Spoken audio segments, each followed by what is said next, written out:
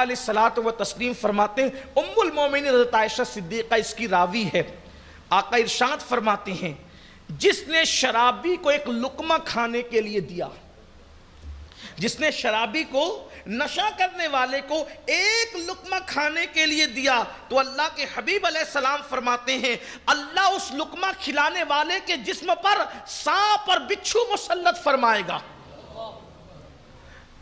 قیامت کے دن اس کے جسم پر سانپ اور بچھو اللہ مسلط فرمائے گا، اور اللہ اس کی کوئی حاجت پوری نہیں فرمائے گا۔ یعنی اگر نشہ کرنے والا بھیک مانگ رہا ہے مت دو اس کو، کھانا مانگ رہا ہے اس کو مت دو کھانا، اس کا بائیکاٹ کرو۔ جب پیٹ میں بھوک پڑے گی سدھرے گا، اور اس کو سدھارنے کی نیت سے نہیں دو گے نا تو انشاءاللہ اس پر بھی آپ کو ثواب ملے گا۔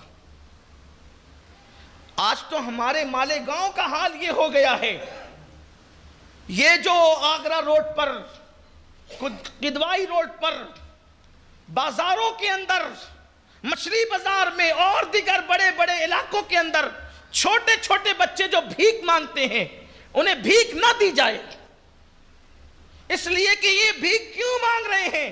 ان کے ماں باپ نے ان کو بھیک مانگنے کے لیے بھیجا ہے، اور یہ بھیک مانگ کے دن بھر کما کے لے جاتے ہیں، اور ان کا باپ بیٹھ کر کے وہاں جوئے میں اڑا دیتا ہے، نشے میں اڑا دیتا ہے۔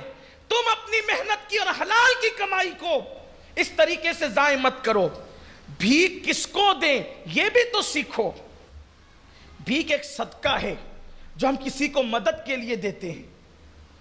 آج میں آپ سے یہ دل کی بات کہنا چاہتا ہوں، بھیک ایک صدقہ ہے، ہم مدد کے لیے دیتے ہیں، نفلی صدقہ، اور نفلی صدقہ آپ کسی کو بھی دے سکتے ہیں۔ آپ اپنے پیسے سے جوئے کو فروغ کیوں دے رہے ہو؟ آپ اپنے پیسے سے نشے کو فروغ کیوں دے رہے ہو؟ ان چھوٹے چھوٹے بچوں کو بھیک مت دو، بلکہ اگر بھیک دے رہے ہو آپ ان کو بھیک مانگنے پر، بھکاری بنانے پر مدد کر رہے ہو۔ آپ کو بچوں کو کہنا چاہیے کہ آپ کام کریں یا پڑھائی کریں۔ یہ بچہ اگر آج بھکاری بن گیا، آج 10 سال کا بچہ یہ بھکاری بنے گا، 5 سال کا بچہ یہ بھکاری بنے گا، اگر وہ 70 سال تک کے جیتا ہے تو 60 سال کے لیے آپ نے اس کو بھکاری بنا دیا۔ آپ نے اس کو بھیک نہیں دینا، آپ کوئی گنہگار نہیں ہوں گے۔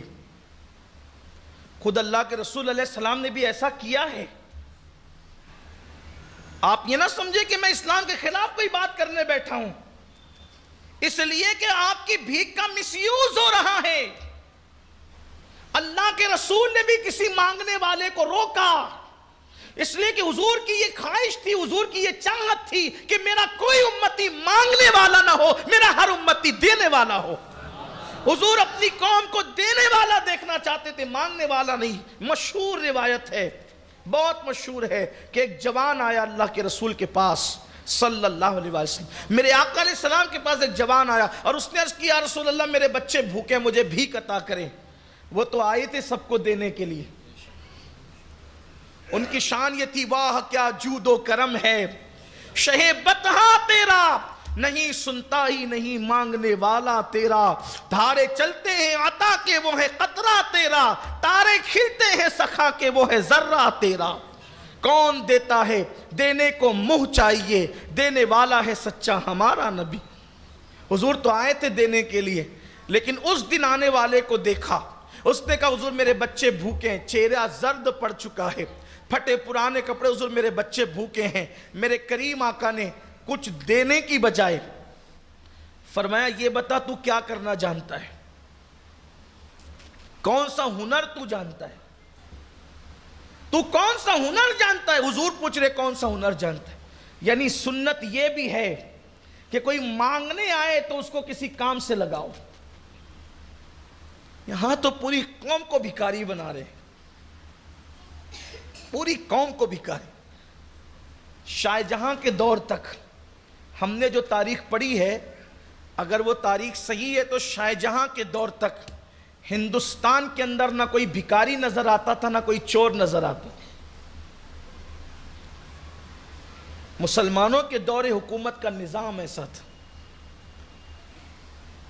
مدینہ منورہ میں میرے آقا علیہ السلام نے جو اسلامی مملکت کو وجود بخشا تھا، اس حکومت میں بھی نہ کوئی چور نظر آتا تھا، نہ کوئی بھکاری نظر آتا۔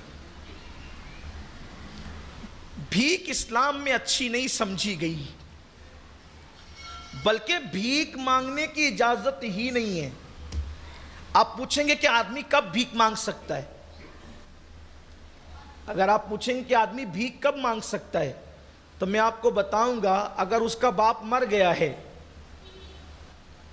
یہ مسئلہ بتا رہا ہوں اب، اگر اس کا باپ مر گیا ہے، کفن کے لیے اس کے پاس پیسے نہیں ہیں، اور ایک پرانی چادر ہے، تو اسلام کہتا ہے کہ اسی پرانی چادر میں اپنے باپ کو کفن دے کر دفن کر دے، اب بھی اسے بھیک مانگنے کی اجازت نہیں ہے۔ یعنی بھیک سے اتنی بچانے کی اسلام نے کوشش کی ہے کہ جب تک کہ آخری سٹیپ نہ آ جائے اس وقت تک کہ بھیک نہیں مانگ سکتے۔ اور یہاں تو پوری قوم بیکار دھندا بنا لیا ہے بھیک کو، اور ہم بھی دیے جا رہے ہیں نا۔ اگر نفلی صدقہ ہی دینا ہے آپ کو تو میں آپ سے یہ بات کہنا چاہتا ہوں، اپنے مسجد کے امام کو دیجیے، اپنے مسجد کے امام کو دیجیے، مدارس کے طلباء کو دیجیے، نیک اور متقی لوگوں کو دیجیے، اس لیے کہ نفلی صدقہ آپ کسی کو بھی دے سکتے ہیں۔ اگر آپ کا پیسہ اچھی جگہ جائے گا، آپ نے مسجدوں کے اماموں کو تنخواہ کتنی دے رکھی ہے، 1000-1200 تو دیتے ہو ہفتے کا، اس میں ہونا کیا ہے؟ اگر لوگ ان مسجد کے اماموں کو دینے لگے، اگر ہر جمعہ ایک بندہ 50 روپیہ بھی امام کے ہاتھ میں رکھنے لگ جائے نفلی صدقے کے طور پر کہ میں نے اللہ کے لیے اپنے امام کو دینا ہے، اگر 500 لوگ اس مسجد میں نماز کے لیے آئے تو میں سمجھتا ہوں کہ محلے میں سب سے زیادہ امام کا ہو جائے گا، کسی پہ بار بھی نہیں پڑے گا۔ اور آپ سے کہتا ہوں اپنے اماموں کا خیال کرو، اس لیے کہ جو جج کے سامنے وکیل بن کے کھڑا رہتا ہے تم اس کا اتنا خیال کرتے ہو، جو روزانہ 5 مرتبہ اللہ کی بارگاہ میں تمہاری وکالت کرتا ہے اس کا کتنا خیال کرتے؟ نہ اماموں کی اہمیت ہے، نہ اماموں کی قدر ہے، نہ کوئی قیمت ہے، کچھ نہیں رہ گیا۔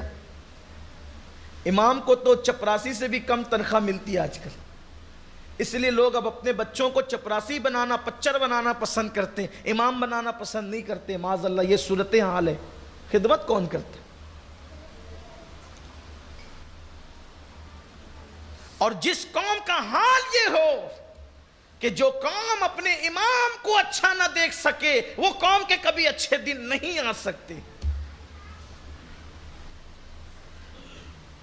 بات دور نکل رہی ہے، میں عرض یہ کر رہا تھا کہ اللہ کے رسول صلی اللہ علیہ وآلہ وسلم نے اس جوان سے کہا تو ہنر کیا جانتا ہے؟ انہوں نے اس کے حضور میں کچھ نہیں جانتا، صرف اتنا جانتا ہوں کہ میں لکڑیاں کاٹ سکتا ہوں۔ حضور علیہ السلام نے فرمایا کہ تیرے یہاں کچھ ہے؟ تو اس کی حضور میرے پاس ایک کٹورا ہے، اور وہ لکڑی کا کٹورا حضور علیہ السلام نے منگوایا المختصر کہ اس کو فروخت کر دیا، بیچ دیا وہاں۔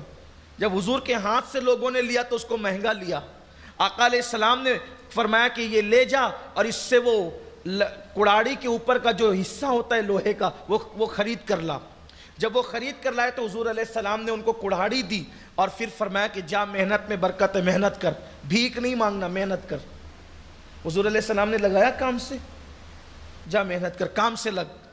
پھر وہ نوجوان محنت کرنے لگا، جو مانگنے آیا تھا چند دنوں کے بعد نظر لے کر آیا۔